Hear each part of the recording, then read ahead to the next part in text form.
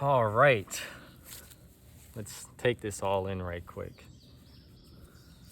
So, a lot of you might not know, but I've been MIA because I'm currently at the Monroe Institute learning to find myself, learning to tap into my higher self and truly connect. Because, as you all know, I have my experiences where I've connected to myself a few times, but I honestly didn't know how to get back to that self. And now I'm here to learn how to have a roadmap. And just to share a few of my experiences, my first out of body experience started with me and as a firefighter who worked close to 72 hours straight. I was doing a lot of overtime. And I remember I laid down on the bed and I said, you know what? I don't care if I miss a call. I am tired.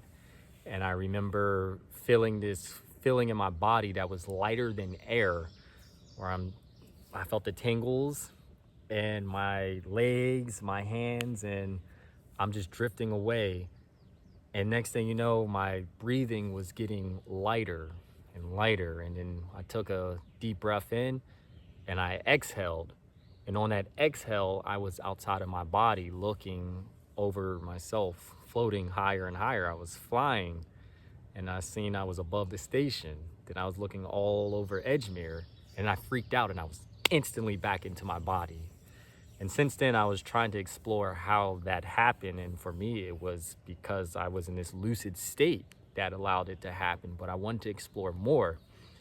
And fast forward to 2020, I had another interesting dream where I was visiting this desert like planet. And if you're familiar with Star Wars, it looks like Tatooine, where there's a sand city and above the city wasn't an exact replica of the city, but it was just inverted on each other, where it was as above so below. But in the top portion of the city was a portal that lets you travel throughout space and time, and that's how I entered into the city. And as I entered into the city, there was this melody playing from the piano. It's very etheric, and there was a guy who seen me enter into the opera and he decided to take off, and I followed him as a natural thing to do, because why are you running when you see me? And I chased him to this, I don't even know, this room that was upstairs. And he's like, what are you doing here? You're not supposed to be here yet. And I was like, what? And I freaked out and I went through the portal of the city and I ended up at this time period where I was in my grandmother's house, and it gave you some exact content. My cousin and I would always go visit my grandma in Pittsburgh. She lives in Monroe, Pennsylvania, or Penn Hills. And she had this creepy porcelain doll room that always made us feel uncomfortable. Well, me in particular. And I remember one night that I had this strange feeling that something was outside of that doll room, but I had to go to the bathroom. So I go to the bathroom, I run out there, and I see this shadowy figure, which I feel like I manifested, but I see this shadowy figure and I ran back into the other room. That was in the early 2000s. So fast forward to 2020 when I had this dream where I was shot back into another area. I seen how I was standing in the spot of that shadowy figure and I was looking at my younger self run into the doll room. And then I woke up. And I realized a few things after that dream, that time does not work the way that we think in this linear perspective. I mean, I'm born in 1991 and this is 2024 now.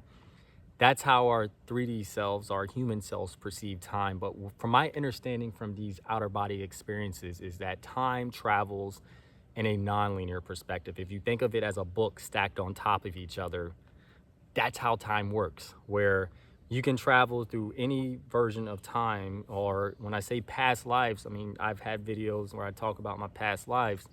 Not going to get into that in this particular video, but your past lives aren't really your past lives. They're all happening simultaneously. Everything is happening everywhere at once. And this is what I've experienced, where my consciousness was able to travel to these different realms of time.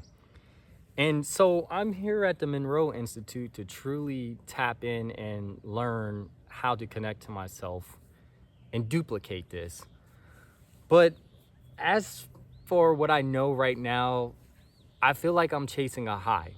And for those of you who are familiar in social media terms, when a video goes viral, you're chasing that instant high because you want to go viral again. And that's what I feel like I'm chasing when it comes to these outer bodies experiences, because I've had an outer body experience and it's like I'm trying to chase how to do that again.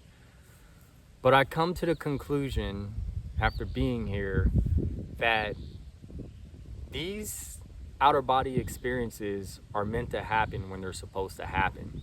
You can practice it all you want, and I highly recommend that you all do meditation, listen to some binaural beats, but truthfully meditate and get to know yourself that way.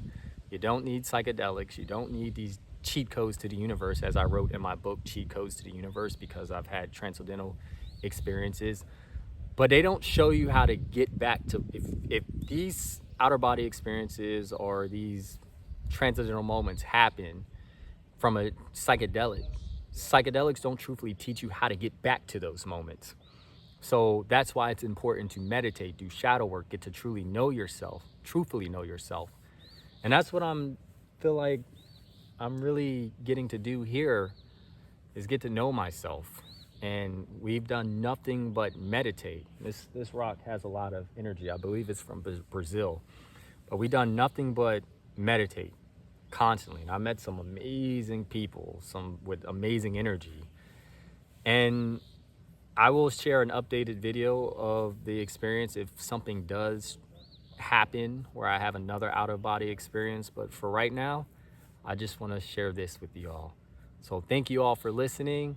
And I am going to get back to isolating myself from the world.